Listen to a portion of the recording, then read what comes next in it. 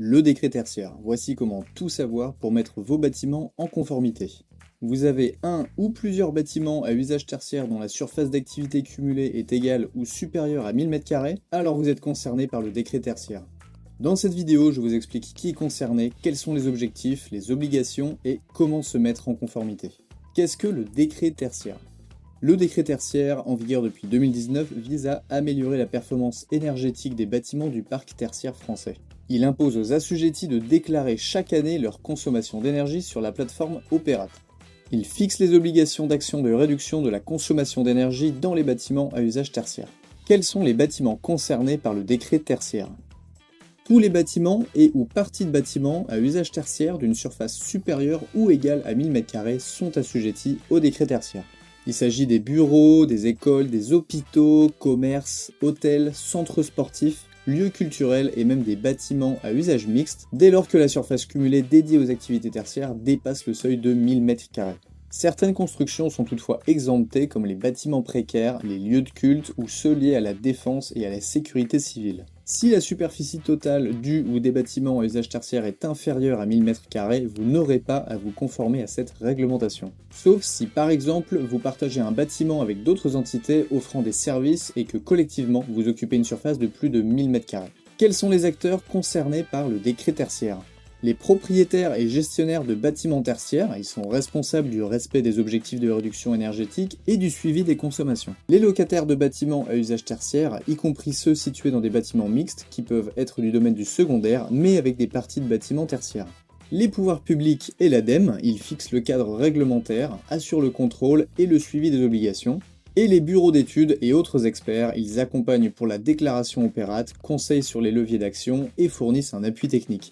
Quels sont les objectifs fixés par le décret tertiaire ? En fonction de la méthode choisie, valeur relative ou valeur absolue, les assujettis doivent répondre à l'un des deux objectifs de réduction de consommation énergétique.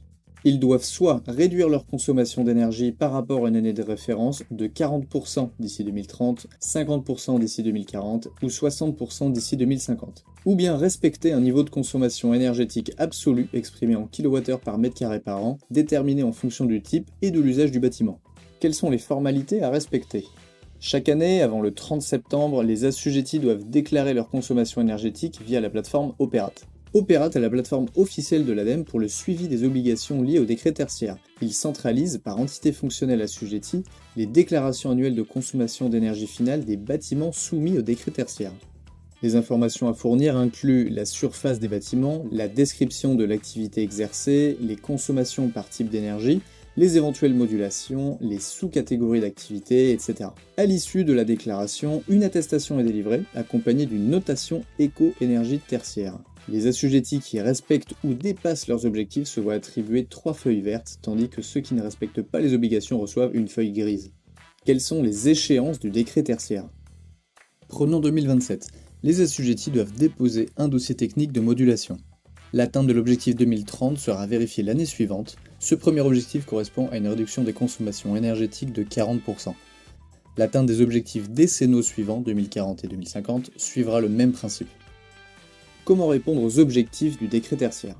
Pour anticiper et optimiser vos efforts, voici 4 actions que vous pouvez lancer dès aujourd'hui. Vous pouvez réaliser un audit énergétique afin d'identifier les leviers d'action permettant de réduire efficacement les consommations d'énergie, installer un logiciel de gestion énergétique pour suivre et piloter vos consommations, sensibiliser vos équipes aux éco-gestes et définir une feuille de route pour répondre aux exigences du décret tertiaire. Vous pouvez vous faire accompagner par un bureau d'études thermiques, cela vous permet de gagner du temps, d'éviter les erreurs et de maximiser vos économies d'énergie. Et il est aussi possible de mutualiser les performances entre bâtiments d'un même parc. Les surperformances peuvent compenser les sous-performances des autres bâtiments. Le décret tertiaire est donc une obligation, mais il représente aussi une réelle opportunité pour les assujettis. Cela leur permet de réduire leurs dépenses énergétiques, de valoriser leur patrimoine immobilier et contribuer à la transition énergétique.